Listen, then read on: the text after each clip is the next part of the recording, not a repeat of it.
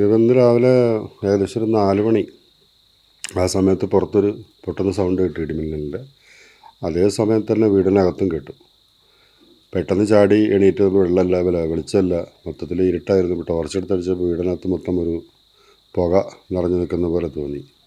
പെട്ടെന്ന് തന്നെ വാതിലും ജനലെല്ലാം തുറന്ന് ലൈറ്റ് വീണ്ടും ടോർച്ചെല്ലാം 4 പുറം തെളിച്ചപ്പോഴാണ് ഇങ്ങനെയാണ് സംഭവം നടന്നിട്ടുള്ളത് പെട്ടെന്ന് മനസ്സിലായത്. ഉടനെ തന്നെ പുറത്തിറങ്ങി നോക്കി, ലൈന് ഡിസ്കണക്റ്റ് ആയിട്ടുണ്ടോ, മെയിൻ സ്വിച്ച് ഓഫാണോ.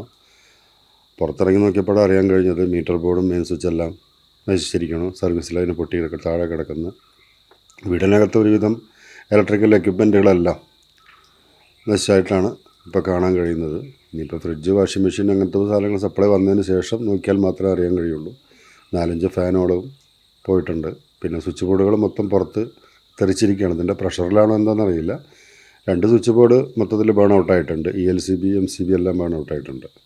ആരോഗ്യത്തോടെ ഇരിക്കാം, മികച്ച പരിചരണം ഞങ്ങളുടെ ഉറപ്പ്. Shoranur medical trust, Shoranur. .View news.